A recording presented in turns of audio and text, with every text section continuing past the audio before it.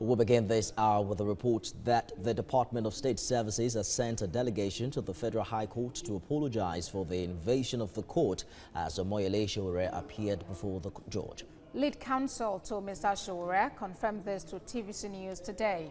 This revelation comes 2 days after the DSS denied invading the courtroom to arrest Mr. Sowore.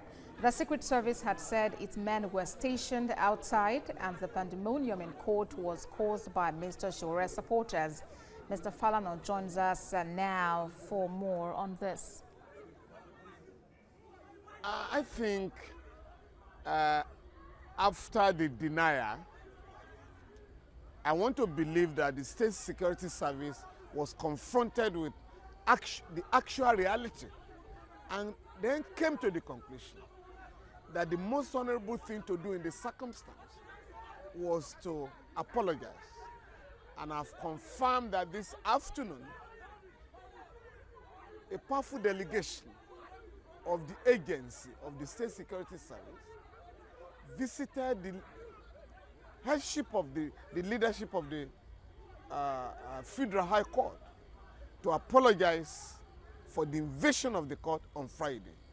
I had already informed Nigerians yesterday that indeed an apology was tendered on Friday in my presence over the unfortunate invasion of the court. And I do hope that two senior journalists who have spoken on behalf of the government and have bought or swallowed hook, line, and sinker the earlier press statement by the State Security Service to the fact that, oh, the whole thing was made up, she arrest people, were still managing what happened on Friday.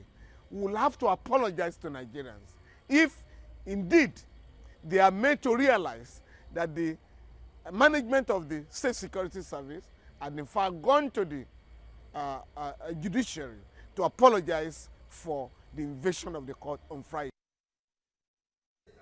Now, Nigeria will join the rest of the world to celebrate Human Rights Day.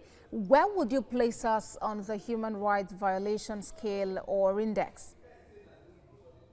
Nigeria is not in a position to celebrate human rights tomorrow. What has to be done is a stock taking, a review of the ongoing violations of human rights in our country.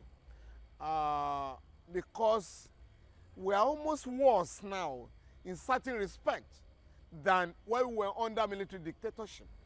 And I want to say this, even for the Buhari military junta, I cannot recall any incident where a court order was detained, where a court ordered the release of any political detainee or criminal suspect, and the regime refused to release him or her. It never happened.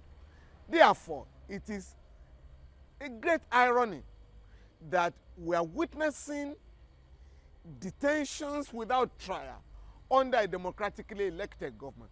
Under the military, we had what we call State Security Detention of Persons Decree No. 2 of 1984, signed into law by General Muhammadu Buhari. Today, that obnoxious law has been repealed, yet people are being detained illegally without an order of court.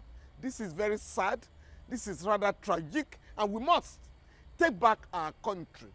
We must take back this country from the current state of repression so that, like all civilized countries, we will expand the democratic space as opposed to the current constricting the democratic space. It's not in our interest. For this reason, we cannot celebrate human rights tomorrow, where journalists and other people are being detained, and it's not just Abuja. We must recognize this, because quietly, journalists, other people are being detained. In Katsina, a singer has been jailed in Kano for criticizing the governor. In Akwa Ibom State, a banker has been arrested for posting something on Facebook.